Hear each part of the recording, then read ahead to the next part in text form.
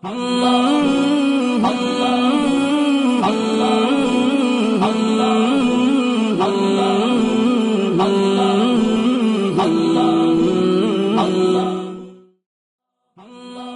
باللہ من الشیطان الرجیم بسم اللہ الرحمن الرحیم اللہم صلی علی سیدنا مولانا محمد وبارک وسلم وصلو علیہ۔ السلام علیکم ورحمۃ اللہ وبرکاتہ۔ میں ہوں آپ کا میزبان محمد نبیل شیخ اور اس وقت دیکھ رہے ہیں آپ کا من پسند پروگرام سفر حیات۔ سفر حیات ایک ایسا اسلامک پروگرام ہے جس میں دیے جاتے ہیں آپ کے ذہنوں میں ابھرنے والے کئی سارے سوالات کے جوابات۔ تو آپ بھی جڑ سکتے ہیں ہمارے ساتھ اس پروگرام میں بذریعہ سوالات۔ تو بلا تاخیر ہم اپنے پروگرام کو آگے لے کے چلتے ہیں۔ ایک بار پھر خوش آمدید کہتے ہیں عالم اسلام کے ممتاز عالم دین علامہ جنید رضا غازی صاحب کو۔ السلام علیکم ورحمۃ اللہ۔ وعلیکم السلام ورحمۃ اللہ وبرکاتہ۔ علامہ صاحب، اسلامی مہینوں کے اندر شعبان کے مہینے کو بھی اہمیت دی گئی ہے، تو کہا یہ جاتا ہے کہ شعبان کا مہینہ سرکار دو عالم صلی اللہ تعالیٰ علیہ وآلہ وسلم نے فرمایا کہ یہ شعبان کا مہینہ میرا ہے، وہ اپنے آپ سے سرکار نے اسے منسلک کیا ہے۔ تو علامہ صاحب، اس رات کو شب برات کا نام دیا گیا ہے، اس رات کی فضیلت کیا ہے اور اسے شب برات کیوں کہا گیا ہے؟ نحمدہ ونسلم علی رسولہ الکریم، اما بعد فاعوذ باللہ من الشیطان الرجیم، بسم اللہ الرحمن الرحیم۔ شیخ صاحب، بہت خوبصورت سوال کیا آپ نے۔ اس رات کو صرف شب براءت ہی نہیں کہا جاتا، بلکہ اس رات کے اور بھی نام ہیں۔ اچھا۔ تفسیر جمل، تفسیر ساوی اور دیگر تفاسیر کی کتب میں اس رات کے اور بھی نام تحریر فرمائے گئے ہیں، جیسا کہ اس رات کو لیلۃ المبارکہ بھی کہا جاتا ہے، ٹھیک، برکت والی رات۔ اس رات کو لیلۃ الرحمہ بھی کہا جاتا ہے، رحمت والی رات۔ اچھا۔ اور اس رات کو شب براءت بھی کہا جاتا ہے۔ جی دیکھیے، شب کا معنی ہے رات اور براءت کا معنی ہے چھٹکارا، صحیح۔ تو جہنم سے آزادی پانے والی رات۔ اس رات میں خصوصیت کے ساتھ عبادات کا اہتمام کیا جاتا ہے اور اللہ تبارک و تعالیٰ کی طرف سے گناہ گار لوگوں کو بخشش کے پروانے نصیب ہوتے ہیں۔ صحیح۔ اللہ تبارک و تعالیٰ کی خاص رحمت اس رات میں برس رہی ہوتی ہے۔ نبی کریم صلی اللہ علیہ وسلم کا فرمان ہے، حضرت عائشہ صدیقہ رضی اللہ تعالیٰ عنہ اس کی راوی ہیں، اور ترمذی اور ابن ماجہ کی حدیث ہے کہ نبی کریم علیہ السلام نے فرمایا کہ اللہ تبارک و تعالیٰ شعبان کی 15ویں رات آسمان دنیا پر خاص تجلی فرماتا ہے، سبحان اللہ، اور بنی قلب کی بکریوں کے بالوں کے برابر میری امت کی مغفرت فرماتا ہے۔ سبحان اللہ۔ اس رات کی سب سے بڑی فضیلت یہ ہے۔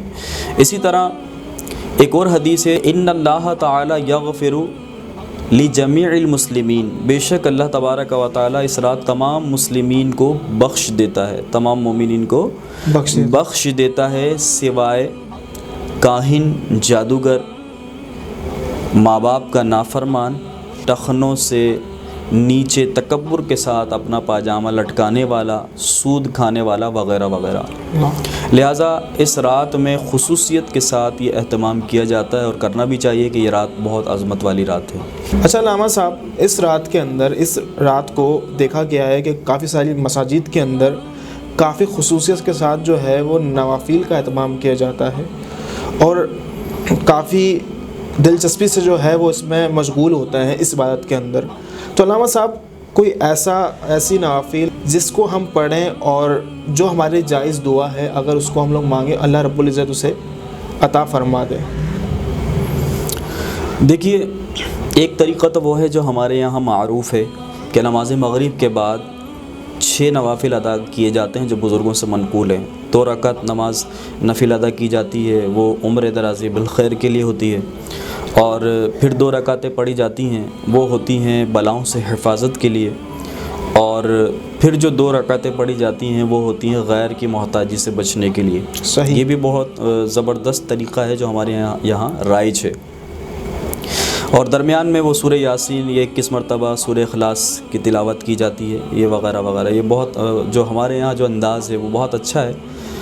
دیکھیے، اس کے ساتھ ساتھ میں آپ کو ایک ایسی چیز بتاتا ہوں کہ انشاءاللہ تبارک و تعالی جب آپ یہ سنیں گے اور ہمارے ویورز سنیں گے اس کو، تو بہت ان کا دل خوش ہوگا اور انشاءاللہ تبارک و تعالی وہ اس سے بہت زیادہ فائدہ اٹھائیں گے۔ جی ضرور۔ دیکھیے اشراق الدرجات میں ہے کہ 14 رکعتیں انسان جیسے چاہے پڑھے، صحیح، 2 سلام کے ساتھ پڑھے، 1 سلام کے ساتھ پڑھے نوافل کے لیے، اور ہر 2 رکعت پر ظاہر قعدہ تو کرنا ہوتا ہے، تو 14 رکعتیں انسان جیسے چاہے پڑھے خشوع و خضوع کے ساتھ۔ صحیح۔ اس کے بعد نماز سے فارغ ہونے کے بعد 14 مرتبہ سورہ فاتحہ پڑھے، اور پھر 14 مرتبہ سورہ اخلاص قل هو اللہ احد پڑھے، اور پھر اس کے بعد 1 مرتبہ آیت الکرسی پڑھے، صحیح، اور اس کے بعد لقد جاءکم رسول من انفسکم عزیز علیہ ما عنتم حریص علیکم بالمؤمنین رؤوف رحیم فَإِن تَوَلَّوْا فَقُلْ حَسْبِيَ اللَّهُ لَا إِلَٰهَ إِلَّا هُوَ عَلَيْهِ تَوَكَّلْتُ وَهُوَ رَبُّ الْعَرْشِ الْعَظِيمِ، یعنی عظیم تک یہ پڑھے، پھر اللہ تبارک و تعالیٰ سے جو جائز دعا مانگے گا اللہ تبارک و تعالیٰ اس رات میں اسے عطا فرما دے گا۔ سبحان اللہ، سبحان اللہ۔ علامہ صاحب ایک اور بات دیکھا گیا ہے کہ اس رات کو کافی سارے مسلمان لوگ قبرستان کا رخ کرتے ہیں، اس کا کیا شرعی حقیقت ہے؟ دیکھیے قبرستان جانا ایک مستحب عمل ہے، اور نبی کریم علیہ الصلاۃ والسلام کی سنت سے بھی ثابت ہے۔ آپ صلی اللہ علیہ وسلم 15ویں رات میں، شعبان کی 15ویں رات میں بقیع تشریف لے گئے تھے، اور یہ بڑی معروف حدیث ہے کہ حضرت عائشہ صدیقہ رضی اللہ تعالی عنہ آپ کو تلاش کرتے ہوئے قبرستان آ گئی تھیں، تو آپ نے فرمایا کہ اے عائشہ، کیا تم نے یہ گمان کیا کہ اللہ اور اس کا رسول تمہاری حق تلفی کرے گا؟ اور پھر آگے فرمایا کہ بے شک اللہ تبارک و تعالی شعبان کی 15ویں رات کو آسمان دنیا پر خاص تجلی فرماتا ہے۔ سبحان اللہ، یہ حدیث پاک کا مفہوم ہے۔ صحیح۔ تو لہٰذا جو لوگ قبرستان جاتے ہیں وہ ظاہر ہے کہ سنت ادا کرتے ہیں، لیکن یہ بات یاد رکھیے کہ ہمارے یہاں جو ایک انداز ہو گیا قبرستان جانے کا، وہ کچھ مختلف ہوتا جا رہا ہے، وہ کچھ ایسا ہوتا جا رہا ہے کہ دیکھیے قبرستان جانے کا جو ایک مین مقصد، جو بڑا مقصد ہوتا ہے، وہ یہ ہوتا ہے کہ قبرستان جا کر ہم قبر والوں سے عبرت حاصل کریں۔ صحیح۔ ہمارے اندر یہ سوچ بیدار ہو کہ آج یہ قبروں میں ہے، کل ہمیں بھی قبروں میں ہونا ہوگا، لیکن ہمارے یہاں ایک تفریح سمجھ کے ایک تفریح والا ماحول بن گیا ہے، اور ہنسی مذاق ہو رہا ہوتا ہے، تفکر نہیں ہوتا، تو یہ چیز غلط ہے۔ صحیح۔ ہمارے یہاں الحمدللہ اس رات میں خصوصیت کے ساتھ قبرستانوں میں بھی اہتمام کیا جاتا ہے، لائٹنگ ہوتی ہے، اور باہر کچھ کھانے پینے والے لوگ کھڑے ہوتے ہیں، اسٹال لگے ہوتے ہیں، تو یہ آسانی کے لیے ہوتے ہیں ان لوگوں کی کہ جو دوسرے دن روزہ رکھنا چاہتے ہیں۔ صحیح۔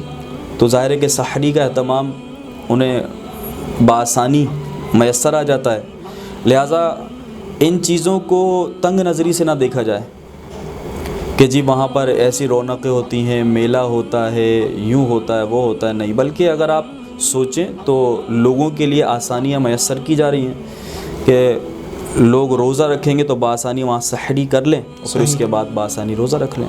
ماشاءاللہ علامہ صاحب، بڑی پیاری آپ کی گفتگو ہے، بڑا ہی پیارا آپ کا انداز ہے سمجھانے کا۔ ہمارے ویورز کے لیے کوئی ایسا عمل جو ویورز ہمیں دیکھتے ہیں، جو سنتے ہیں، اس رات کے لیے کوئی ایسا خاص عمل جو وہ کریں تو ان کے لیے کوئی آسانیاں ہو جائیں؟ دیکھیے اس رات میں خصوصیات کے ساتھ عبادتوں کا اہتمام کیا جاتا ہے، اور ہمارے یہاں طریقہ جو رائج ہے وہ بالکل درست ہے۔ تو سب سے پہلی بات تو یہ کہ عبادت کریں، اس رات کو عبادتوں میں گزاریں۔ اس کے علاوہ ایک خاص تحفہ ہمارے ویورز کے لیے، ہمارے ناظرین کے لیے یہ ہے کہ اس رات میں یعنی مغرب کے بعد اگر کوئی شخص 7 بیری کے پتوں کو پانی میں اچھی طرح جوش دے کر اسے بوائل کر کے اسے ٹھنڈا کرنے کے بعد اس سے نہا لے تو انشاءاللہ تبارک و تعالی پورے سال جادو سے اس کی حفاظت رہے گی۔ واہ، ماشاءاللہ ماشاءاللہ۔ تو یہ چھوٹا سا عمل ہے، یہ کر لیں، انشاءاللہ تبارک و تعالی اس کے بے شمار فوائد حاصل ہوں گے۔ ماشاءاللہ علامہ صاحب، بڑی ہی پیاری آپ نے باتیں بتائی ہیں، بڑا ہی پیارا اپنا انداز ہے آپ کا بتانے کا، سکھانے کا، سمجھانے کا۔